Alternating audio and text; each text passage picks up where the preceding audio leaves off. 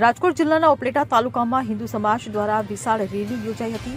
બાંગ્લાદેશમાં હિન્દુઓ પર થઈ રહેલ અત્યાચાર બંધ કરાવવાની માંગને લઈને રેલીનું આયોજન કરવામાં આવ્યું હતું। ત્યારે હિન્દુ સમાજ દ્વારા રેલી યોજી વિવિધ માંગણીઓને લઈને તાલુકા મામલતદારને આવેદનપત્ર આપવામાં આવ્યું હતું। તાલુકાના મુખ્ય રસ્તાઓ પર હિન્દુ સમાજ દ્વારા રેલી યોજીને સૂત્રોચ્ચાર કરવામાં આવ્યા હતા। બાંગ્લાદેશમાં હિન્દુઓ પર થયેલા અત્યાચાર બંધ કરાવવા સંત શ્રી ચિનિય કૃષ્ણદાસજીને તાત્કાલિક જેલ મુક્ત કરવા, પીડિતોને ન્યાય આપવા અને ગુનેગારોને કડક સજા આપવા, બાંગ્લાદેશના હિન્દુઓના ધાર્મિક સ્થાનોની સુરક્ષા વધારવા અને બાંગ્લાદેશ સાથેના વેપારી સંબંધ અટકાવવાની પણ હિન્દુ સમાજ દ્વારા આવેદનપત્ર આપી માંગ કરવામાં આવી હતી। ત્યારે આ રેલીમાં વિવિધ હિન્દુ સંગઠનો અને વિવિધ સંસ્થાઓ પણ જોડાઈ હતી। રમેશભાઈ રામચંદાણી, સમસ્ત હિન્દુ સમાજ ઉપલેટા। બાંગ્લાદેશની અંદર શેખ હસીનાની સરકારના પતન પછી ડોક્ટર મોહમ્મદ યુનૂસના અંડરમાં જે સરકારનું ગઠન કરવામાં આવ્યું છે એ સરકાર સંપૂર્ણ હિન્દુ વિરોધી છે। હિન્દુઓ પર સખત અત્યાચાર કરવામાં આવે છે। હિન્દુ બહેનો અને દીકરીની અસ્મિતાનું નીલામ કરવામાં આવ્યું છે। નાના નાના બાળકોને પણ બક્ષવામાં આવ્યા નથી। સમગ્ર હિન્દુ સમાજની અંદર આ બાબતે સખત આક્રોશ છે। આ આક્રોશને વાચા આપવા માટે ઉપલેટાની અંદર હિન્દુ જન આક્રોશ રેલીનું આયોજન કરવામાં આવ્યું હતું। આ રેલીની અંદર ઉપલેટા અને આજુબાજુના ગામડાઓમાંથી સમગ્ર હિન્દુ સમાજ ભેગો થયો હતો અને અહીંયા એક આવેદનપત્ર આપવામાં આવ્યું હતું। અમારી ભારત સરકાર પાસે એક માંગ છે કે બાંગ્લાદેશના હિન્દુઓને વહેલી તકે બચાવવામાં આવે। 1971 ની અંદર જે મુક્તિવાહીનું ગઠન કરવામાં આવ્યું હતું એવી હિન્દુ મુક્તિવાહીનું ગઠન કરવામાં આવે।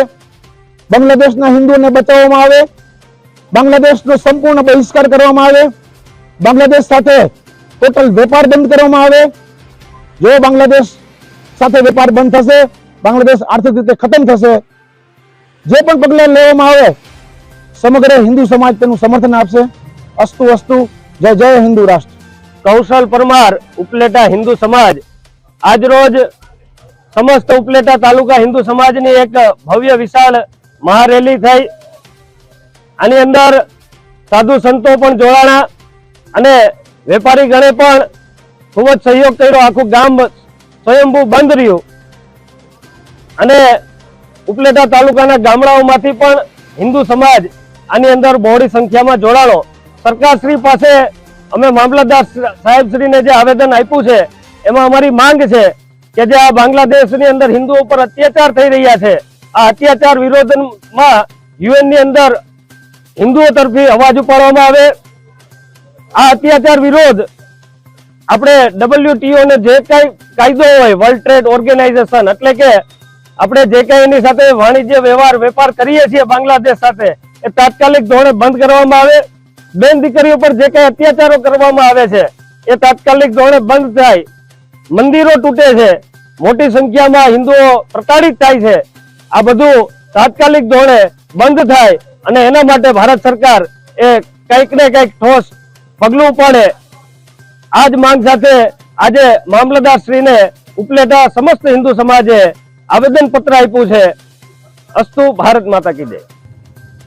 સરફરાઝ કોડી સાથે CN24 ન્યૂઝ ઉપલેટા। હવે જુઓ દેશ દુનિયાની તમામ ખબરો તમારી આંગળીના ટેરવે।